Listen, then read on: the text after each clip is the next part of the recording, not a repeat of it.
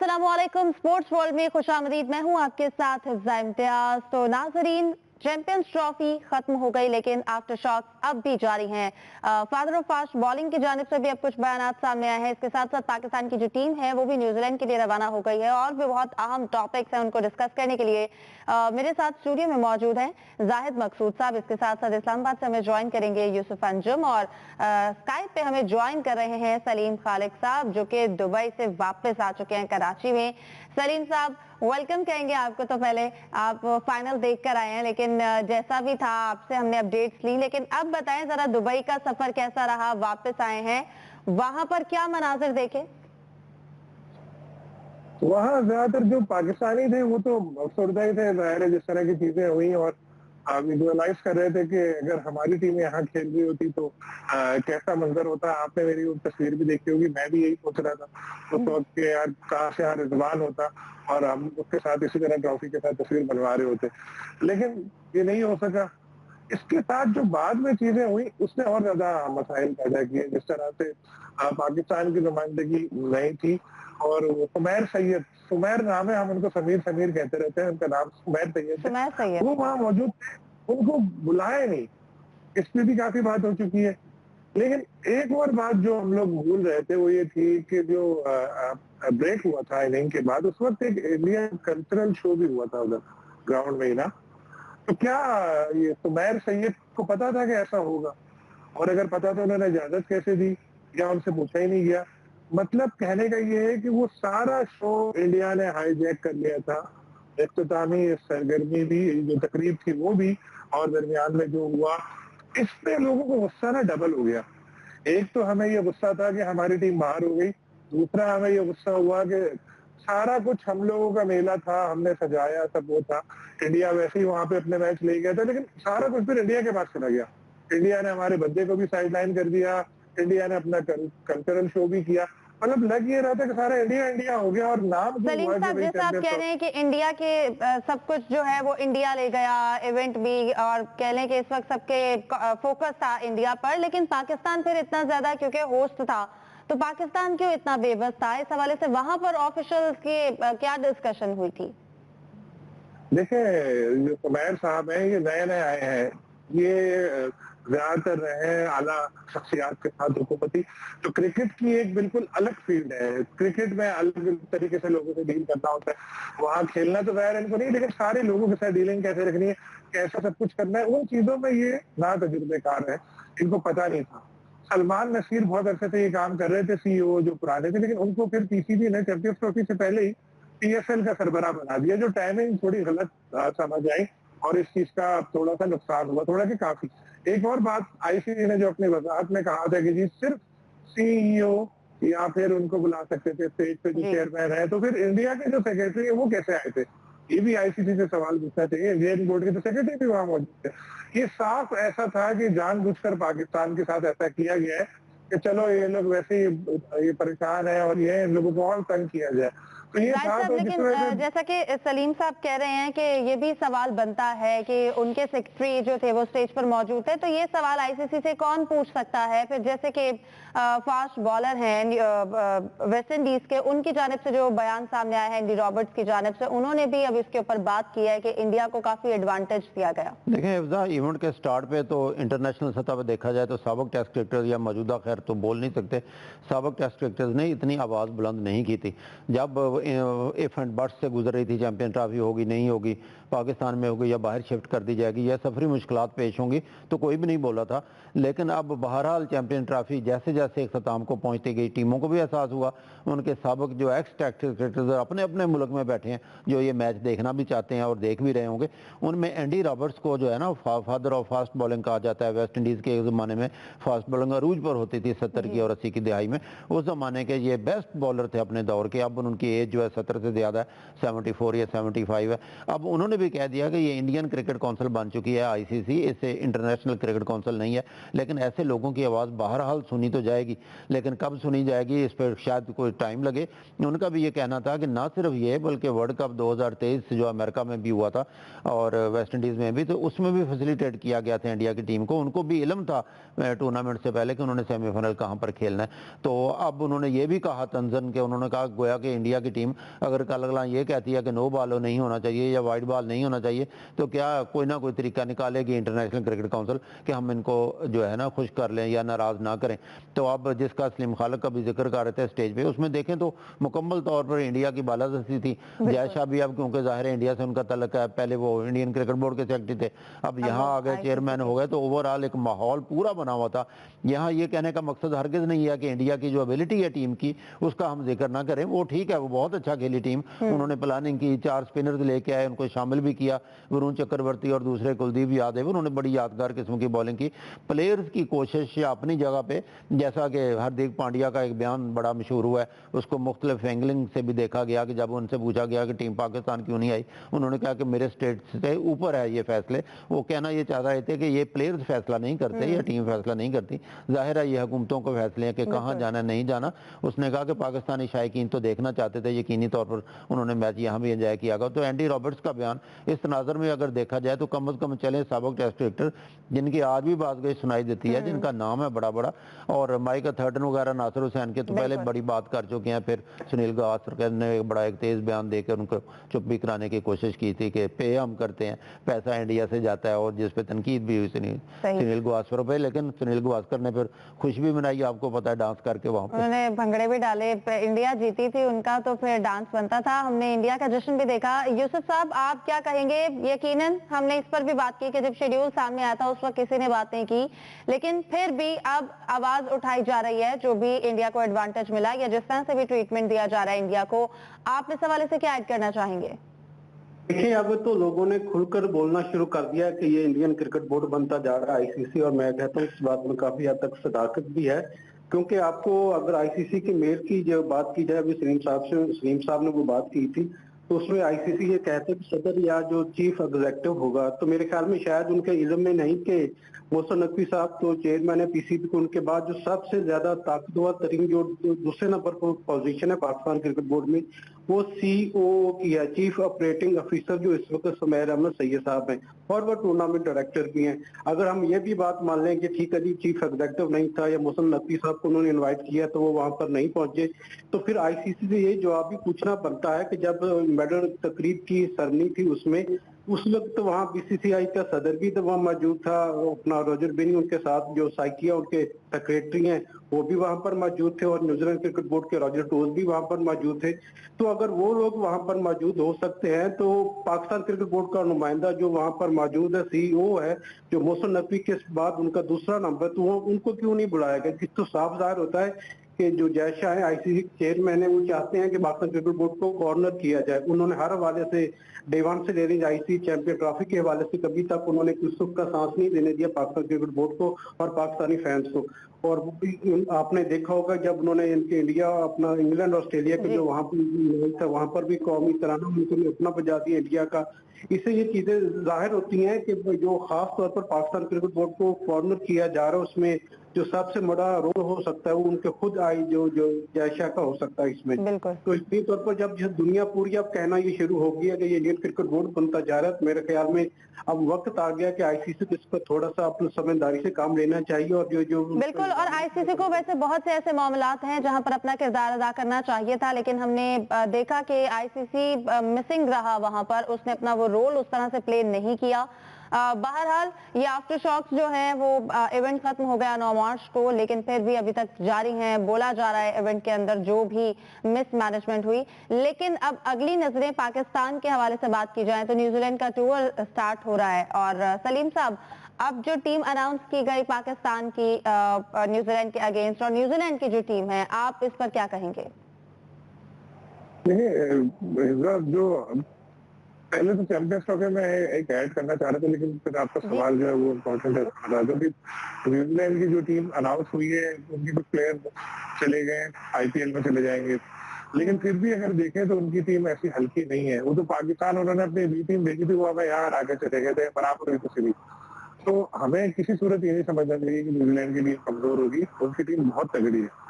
उन लोगों के पास बेंच स्ट्रेंथ काफी है जो हमारे पास बदकिस्मती से नहीं। हम भी कुछ यंगस्टर्स लेकर गए हैं, लेकिन हमारे कैप्टन ही सबसे बड़ा जो सवालिया निशान है उनपे। 6 मैचों में 50 रन, 79 स्ट्राइक रेट, 10 की एवरेज, और वो भी जदीद तरीके की जो क्रिकेट है वो हमें खेलते हुए कभी नजर नहीं आए हैं। तो बहुत ज्यादा एक्सपेक्टेशंस नहीं रखें, दुख होगा आपको और अफसोस होगा।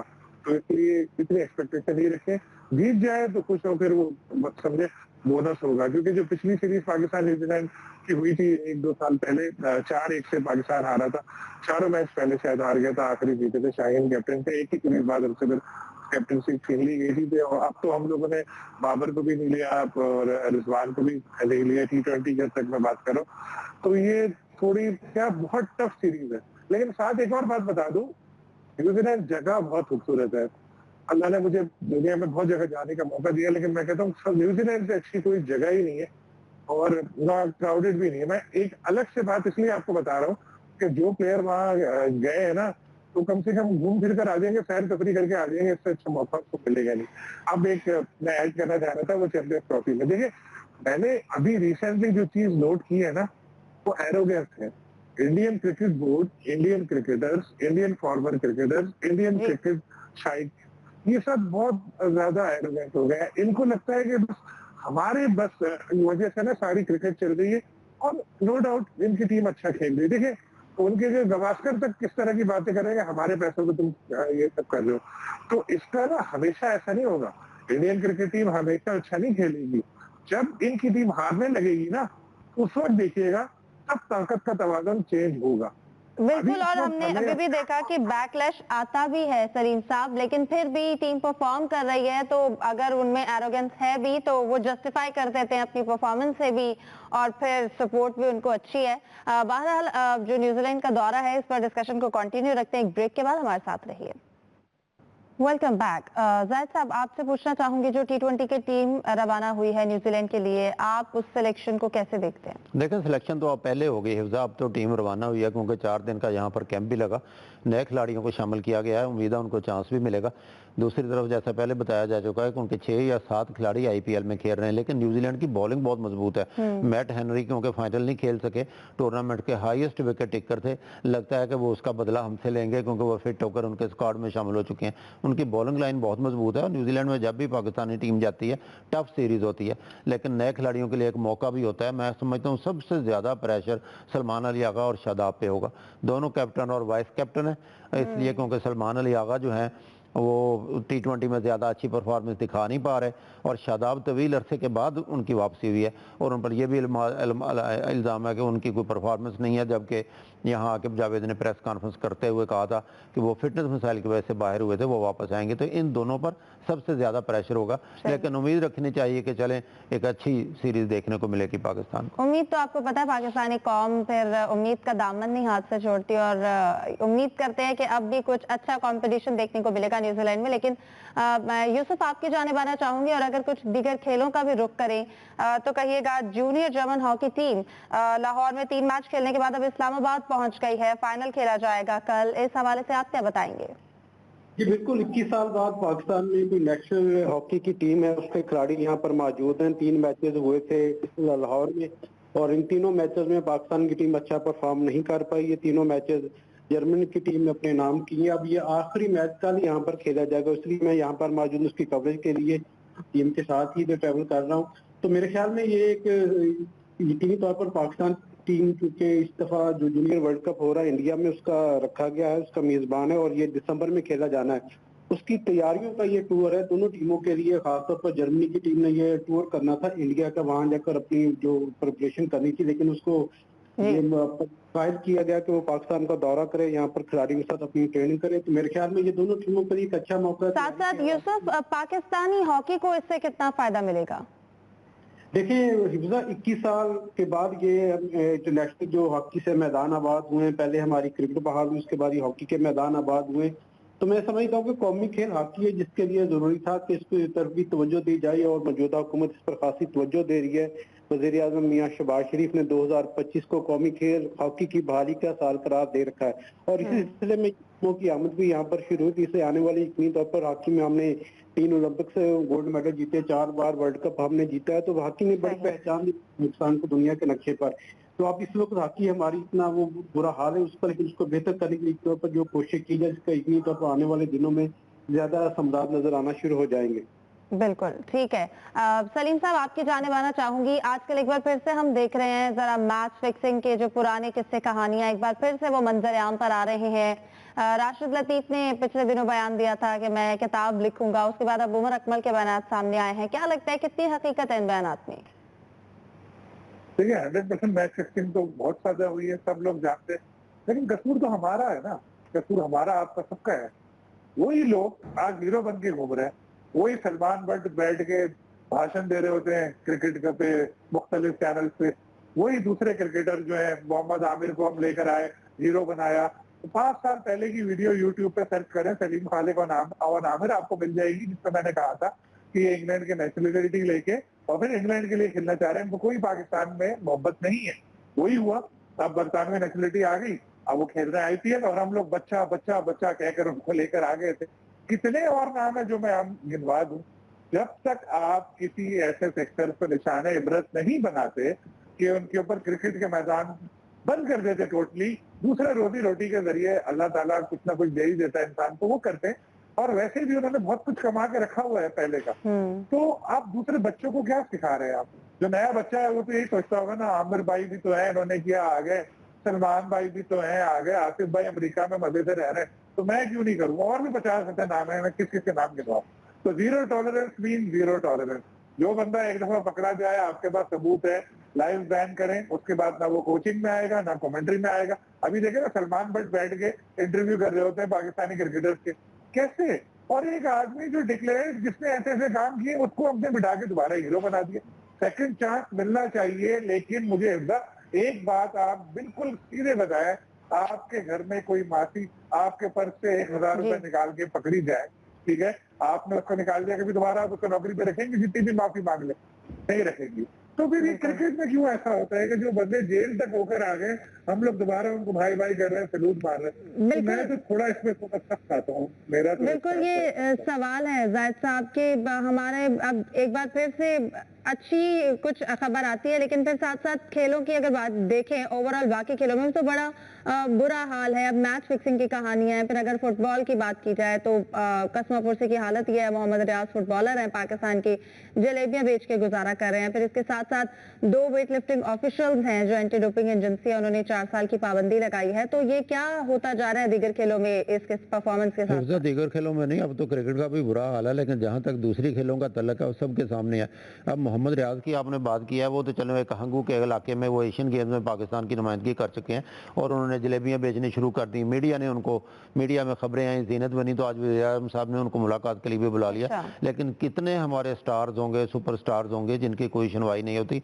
बुनियादी तौर पर पाकिस्तान की जो स्पोर्ट्स फेडरेशन है वो बहुत बड़ी जिम्मेदार है। जैसा आपने अभी जिक्र किया है कि 7 पाकिस्तान के वेट लिफ्टर्स थे, उन पर एंटी डोपिंग के तहत पाबंदी लग चुकी है और फर्स्ट टाइम जो है ये 2 या 3 दिन पहले ऑफिशियली अनाउंस किया गया, 2 ऑफिशियल जो है उन पर 4-4 साल के लिए बैन कर दिया गया। इवन फेडरेशन के जो साबिक सदर हैं हाफिज इमरान बट, नाम लेने में कोई हर्ज नहीं, वो और एक और एहलकार हैं, उनका जो केस है वो सालसी आलमी अदालत को भेज दिया गया है, इनको भी बैन किया जाए। उन पर भी बड़े संगीन इल्जामात हैं। यहाँ पे पाकिस्तान स्पोर्ट्स बोर्ड को खास तौर पर और पाकिस्तान ओलंपिक एसोसिएशन को अपना किरदार अदा करना चाहिए ताकि मुल्क की साख भी बचे और खिलाड़ियों की जो सुनवाई नहीं होती कम अज कम वो भी कोई बाकी जो तने मुर्दा है बाकी खेलों का उसमें भी जान डाल सकें।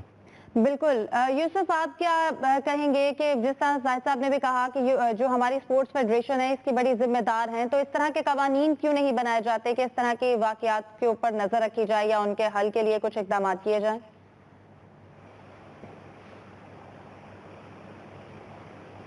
ये तो सर हॉकी लेके खुद ही नहीं चले गए खेलने, बहाल करने के लिए? मुझे यही लग रहा है, थोड़ा एक्साइटेड होके ना शायद वो उधर चले गए। सलीम साहब, आप इस हवाले से क्या कहेंगे, क्यों ऐसे कवानीन नहीं है, क्यों हमारे जो क्रिकेट समेत जो बाकी खेल हैं उनके इस तरह के हालात हो गए? देखिए कवानीन होती भी है ना तो उनमें अमल नहीं कराया जाता। आप बोलेंगी कि फिर वही लेकर आ गया, मगर मैं दुबई की मिसाल आपको देता हूँ। आप अपना वॉलेट, आप अपना मोबाइल, आप 1000 धर्म की गड्डी छोड़कर चले जाए जहां भी, किसी भी रेस्टोरेंट में कहीं भी, शाम को आपको वहीं पे वो मिलेगा, क्योंकि लोग डरते हैं। अभी मैच हुआ है, 25,000 28,000 लोग वहां मौजूद थे, एक बंदे ने भी कोई छू चरा नहीं की, सब डरते हैं। कोई पुलिस वाले गने लेके नहीं खड़े हुए थे, लेकिन उनको पता है कि भाई देख रहे होंगे कि घोड़े सवार घूम रहे हैं और आगे में पकड़ेंगे, अगली फ्लाइट से वापस भेज देंगे, जेल की सजा भी होगी।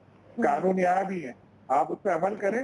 जब अमल होगा कानून पे, फिर आप देखिएगा किस तरह से लोग डरेंगे, और जब डरेंगे तो उसके बाद वो कानून पर अमल करेंगे और फिर कुछ चीजें जो ऑटोमेटिकली ठीक होना शुरू हो जाएंगी। ठीक है ना? बिल्कुल, यहाँ पर उस तरह से शायद डर नहीं है कि कवानीन है लेकिन उनको फॉलो नहीं किया जाता, और खेलों का जो हाल है वो आपके सामने है। आज के प्रोग्राम का वक्त खत्म हो जाता है। तमाम मेहमानों का बहुत शुक्रिया। आज के प्रोग्राम से दीजिए इजाजत। अल्लाह हाफिज।